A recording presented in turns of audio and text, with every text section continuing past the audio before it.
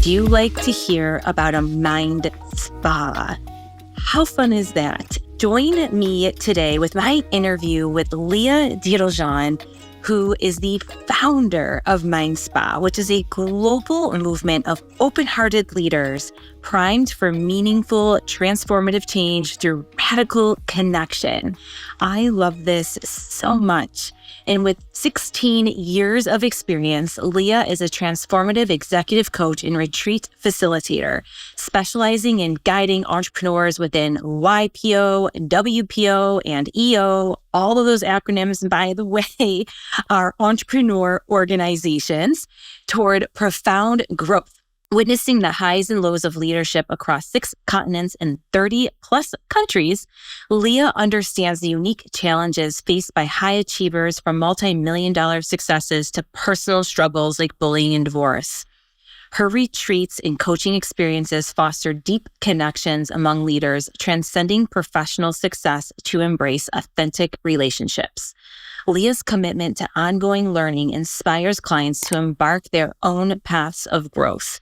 And I know that you are going to love our chat and the tips that she has to share with you on all things Mind Spa. So enjoy the interview, my powerhouses.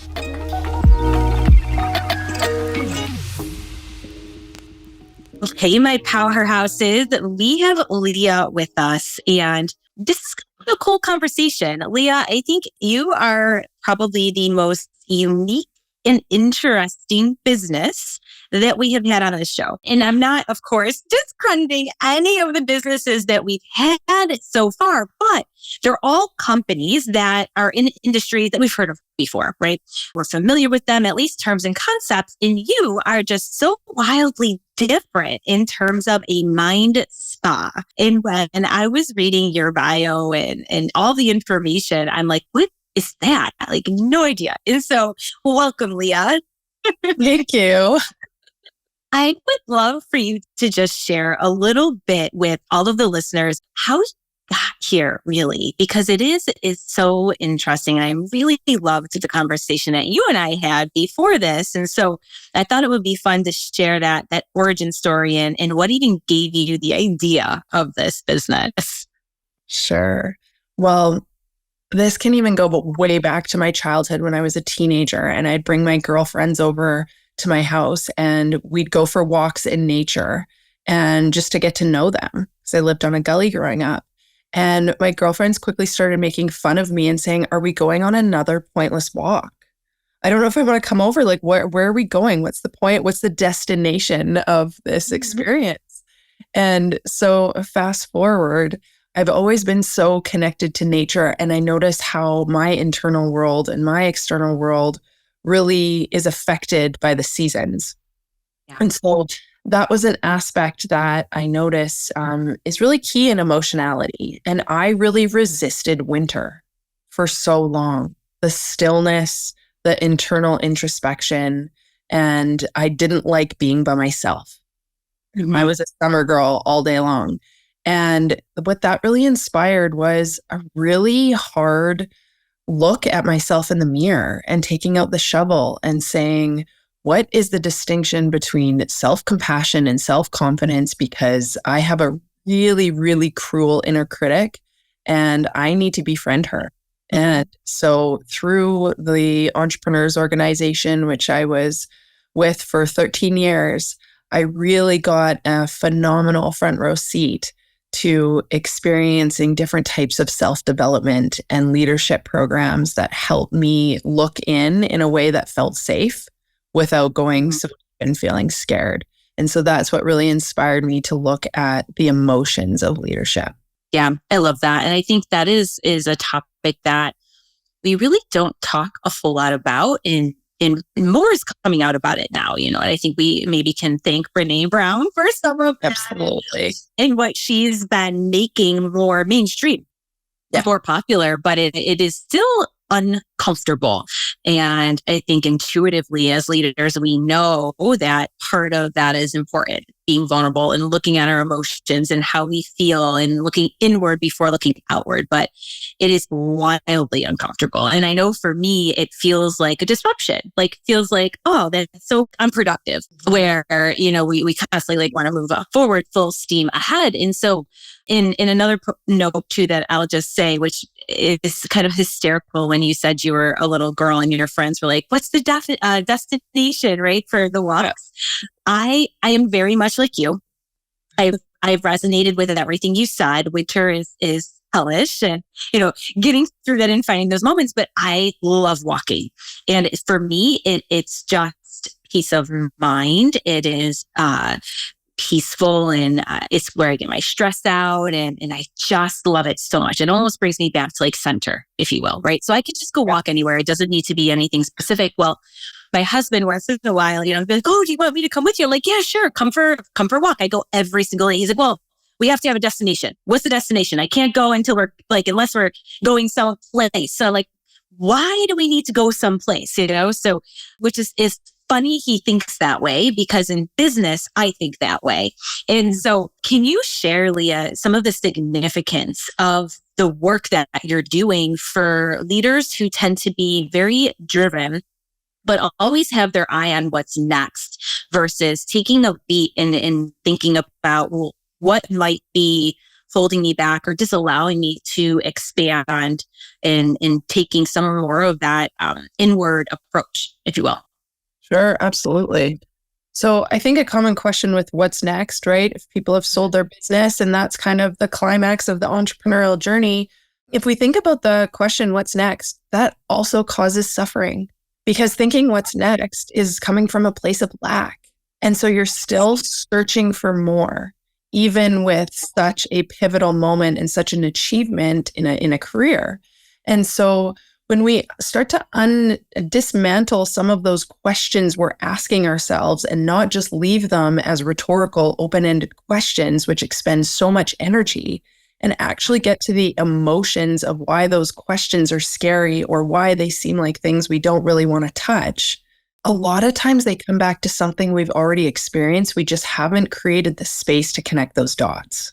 And so what I find working with clients is every relationship is a mirror, and we're projecting past experiences onto these new relationships. And so if we use them as a mirror to see inside ourselves of what they resemble in our past, we're able to dismantle the emotional attachment from the past, take the lesson, and then move forward accordingly, instead of still having that emotional attachment that is clouding us because we don't know what to do with that emotion. We just numb it and push it down and try to use our rational brain. It gets really, really mucky. So what I love doing with clients is, let's use these emotions as indicators for discernment in this decision making to help us align with where we're going next. We don't need to know what that destination is or what's next after you sell your business, but what feels aligned for you internally, and then go ahead and figure out how to make that happen. But when we start with the how first, we often get trapped in a linear mindset. And we're behind, or we start comparing ourselves to others. And that's a tricky place to be. So if we use our emotions more intentionally and more effectively, we're going to be more confident, secure decision makers and leaders. So I heard strategic emotions. Yeah. Of course, I'm like, okay, how can make business sense? And it's so true. And I have found that is actually very helpful. And it reminds me of that book, Who Not How, as well, where if you're not on the other side of selling your business, but you're just at that inflection point, and it's so easy for us to focus on the how, and it is triggering, because when I go right to the how, I immediately get like gridlocked, right? And frozen, and think to myself, like, what am I missing? What am I doing wrong? You ask these questions, but they're negative questions, right? Versus, I think, allowing that creative side of yourself, but more intuitive, right? To kind of lead the way. And it's not natural. So I love that you brought that up. And maybe you can even talk to that a little bit actually, and how you're able to pull that out of people when it's not natural, to start thinking in that direction. And you mentioned, in our initial chat, Leah, also about these energies, right? And balancing masculine and feminine energies too. And so maybe you can even talk to that side of it, because again, that's not something that I think we initially recognize or give credit to. But if we can hone in on that as this powerful tool, I think that we should all really gain some value from that. Sure, absolutely. So I think the part that's fascinating about this topic is it actually is so natural. We've just moved away from it so much that it feels unnatural. Yeah. When we're able to connect with ourselves and be aligned with our emotions and use them as indicators and follow our intuition to see where they're guiding us, life expands more effortlessly. When we're in our head and trying to think things through and figure out the how and are constantly operating in our rational mind, life gets a little bit harder. Things are a bit resisted. And that's because our ego is trying to control instead of relaxing and letting the universe figure out the how. So when we bring in the masculine and feminine dichotomy, we all have it within us, regardless of our biological body.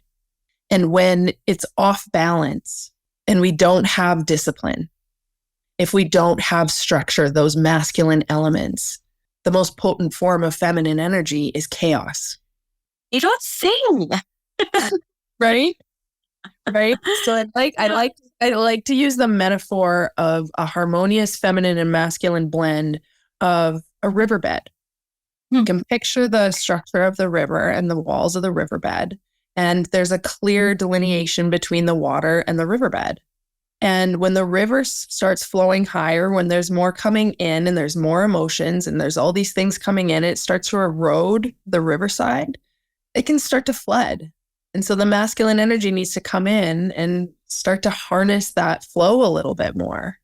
But when the river is flowing harmoniously because it's following the trajectory of the riverbed, that's the masculine and feminine doing the dance in nature that we can observe in ourselves. So when we get really, really destructive, sometimes we think that that's the masculine energy. It's actually often the feminine energy that doesn't know how to use emotions, and they end up consuming us. That's so interesting. Yeah. Makes a lot of sense too. And so in that same vein, or same river, should I say, what talk to me about, in working with someone and coaching them. And I'd love to hear a little bit about your style too. And I think it'd be helpful for the listeners to kind of like wrap their head around how we really help, right? But what would be more of a masculine energy that if you're feeling that? Because I think what's been a big topic of conversation lately is I don't want to have to act like a man to win like a man, but we sometimes find a difficulty balancing what we're perceiving as too strong or emotional. And, the last interview I had, actually, I was talking to this woman and she said, well, I'm converting it to radically supportive. And so, I would love your take on that as we're leading and looking at, that blend, or things to pay attention to that we may need to put on our radar that aren't right now. And maybe there's also no one in our lives who's actually called us out on it, right? And said, hey, I think there's something out of balance, or, in the way that you're leading. Because not to make this like a total 6-point run-on question, but the another thing too that I hear, and where I think it's relevant to some of the work that you do, is I have a lot of peers that I talk to, and they'll say, "Man, I didn't know that I was such a problem for so long," or "I didn't realize my team was feeling this way of me. And usually it's some tipping point, right? Where all of a sudden they're the last to find out. And lo and behold, we're the problem somehow. Right? So, and it's not always terribly negative, but it's definitely a ripple that if we were more in tune or self-aware or provided for the environment where feedback was maybe more supportive, it could be something avoided. So. Absolutely. Well, let's start with women not wanting to show up as men. We show up as men because we think we have to be dominant in order for our voice to be heard. And it's just simply not true. I think the beautiful dance in a boardroom of masculine and feminine energy is masculine energy is giving and feminine energy is receiving. And so if everyone goes into a boardroom and is trying to give something and there's no one there to receive or be radically supportive, it's just people talking over each other. You can't come to a conclusion without that give and receive. And there's a lot of women, because we've had to swing the pendulum so far, that are really triggered by the word surrender because they affiliate it with weak. It's not actually surrendering to a point that you're weak. It's surrendering control and letting people lead us as we lead at the same time. So what does that sound like as a woman? If I was to sit in a room full of women and say, tell me right now, what are 5 of your needs? Give me 2 emotional, maybe even 2 sexual, and give me 2 other physical and 2 intellectual. And you have 1 minute. I think it would be very hard for a lot of women to say that. If I was to say men, the answers come a lot quicker. Why is that? Is because we're used to giving men what they're asking for. Men love it when we can tell them exactly what we need, and then they can serve us and give back to us.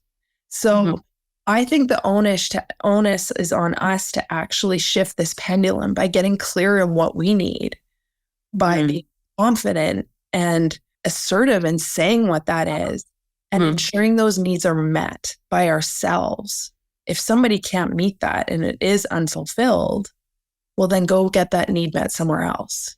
Yeah. And I think that is going to shift things. So that's some of the work that I do with some of male and female clients, because there's a lot of men that are leaning more into their feminine because they're so terrified of rejection.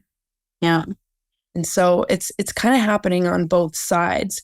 So before I carry on, because there are a few questions you kind of had in what you said, I'll just pause now about the next part that you were talking about, the client work, I think, that you're interested in.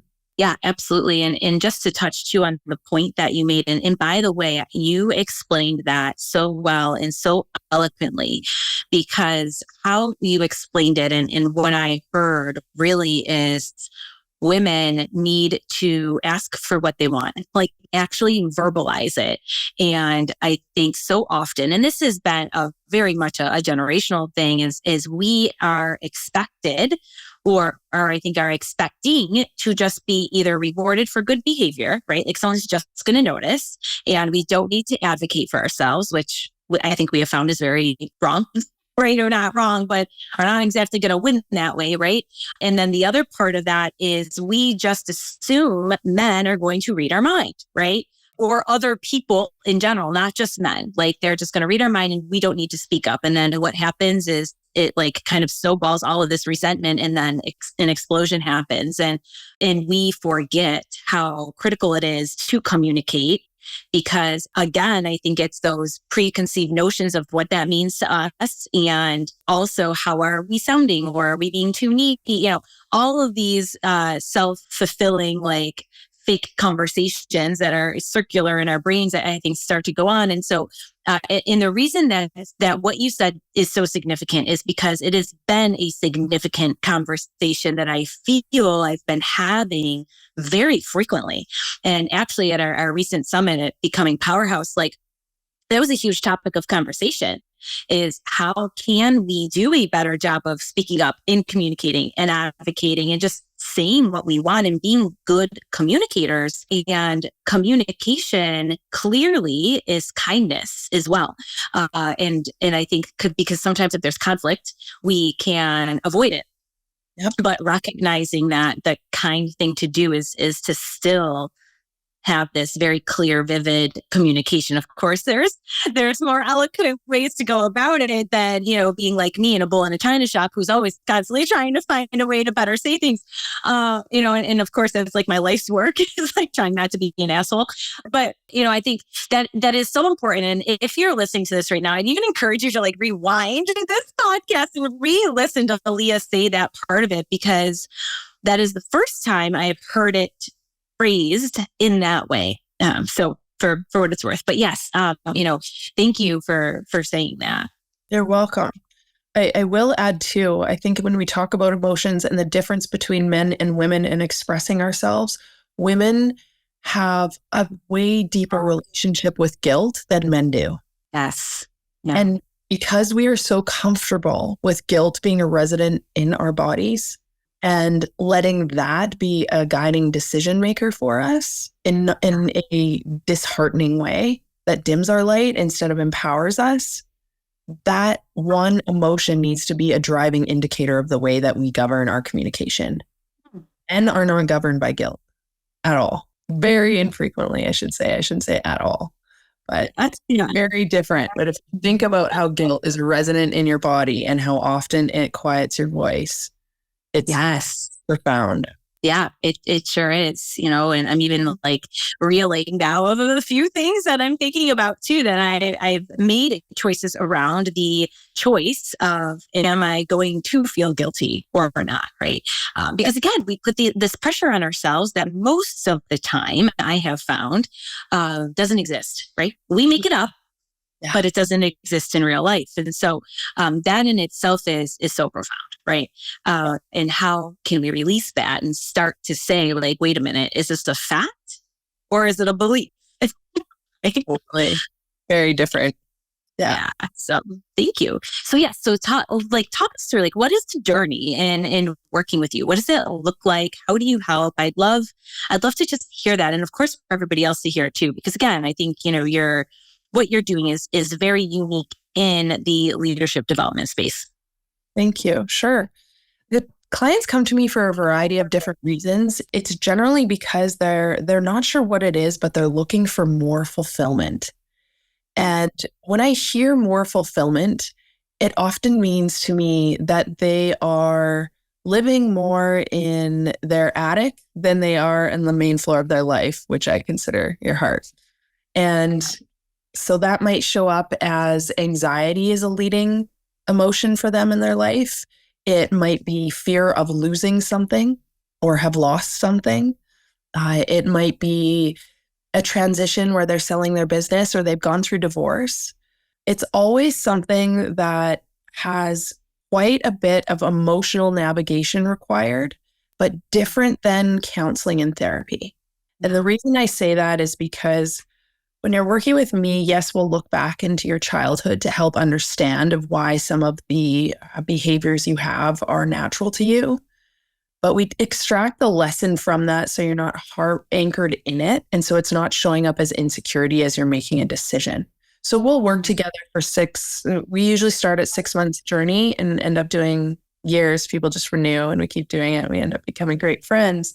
But some of the big entanglements come from them not understanding how to use their emotions effectively. And so we'll do a little bit of somatic work where we're actually asking their body, where do you feel this emotion in your body? What is this headache telling you? Our body has so much more wisdom than our mind, yet we use our mind more than we use our body. Right? How many of us are active because we want to look good? And then if we get sick, we scold it, but we haven't worked out in a couple weeks. So through this accountability, we look at sort of the whole person and how can we create more fulfillment, but we're using your emotions as indicators to create this journey together. So there is never an A to Z. There's always a show up in the moment. What are your relationships in your life looking like? What are the conversations that you're having? What are you looking forward to? What are you terrified of? And how do we unweave the intricacies of those emotions and help you anchor in more confident language to shift the way that you're looking at things and then make those changes and transformations in your life? Awesome. Love that. So cool. So thank you. And that I think offers a little bit more clarity too into some of the things that we're not always putting on our radar. So in your journey of building this and reinventing what it is that you saw for yourself and in this journey, what was the biggest lesson that you've learned for yourself? I think the strongest skill that I have refined is my connection to my intuition and trusting myself, because I'm able to discern advice through mentors, through people that I respect who have way bigger businesses than I do. I'm able to read a book and extract the lesson and implement it in a way effectively that works for me. I'm able to trust myself and understand what an emotion is showing me so that I can just move more efficiently and have more command of my time and my joy. And that's because I trust myself so much. And I think that's what this emotional work does. It really affords us the opportunity to trust ourselves so much. So we're not looking externally for so many answers. A lot of people make a lot of money when we're looking outside of ourselves for answers. And that's okay. That's the way the world is. But it's so more fulfilling to look inside. Yeah. And it's exhausting when you're constantly looking externally, right? I think it can completely drain you, and to trust yourself and know that you have faith in what it is that you're building can really go a long way. But it does take a lot. It takes a lot of energy to convert the belief that way, right? And have that faith. So thank you. And this was very, very neat. I don't know as though I had anything planned for today's discussion, but but it was so cool. And so I appreciate that. And as we, end the interview, Leah, is there anything that you would like to leave with the listeners that would be a great message for them to keep in mind? Yeah, the next time that you are looking for a retreat, or you're looking for some support for emotions, or you feel like you're at a place where you're kind of stuck and you really want to talk to somebody, create some more solitude for yourself. Because the most disheartening thing you can do is when you ignore an emotion, you're sending another message of abandonment to your heart. So instead of going out, go in. And it's fear, not danger. I promise you'll be okay. And it's totally worth it. So take out that pen. It's the most effective weapon you can use to combat those scary things in your life. So good. So good. Thank you. And I actually say that often is write it out, because black and white can be so clear after you let it out of your heart and onto the paper. So I love that you shared that. So thank you, Leah, so much. I appreciate you. And for everyone listening, as always, we will have in the show notes contact information, how to engage with Leah and see her work and what it is that she is doing. So until next time, my powerhouses, continue to be courageous.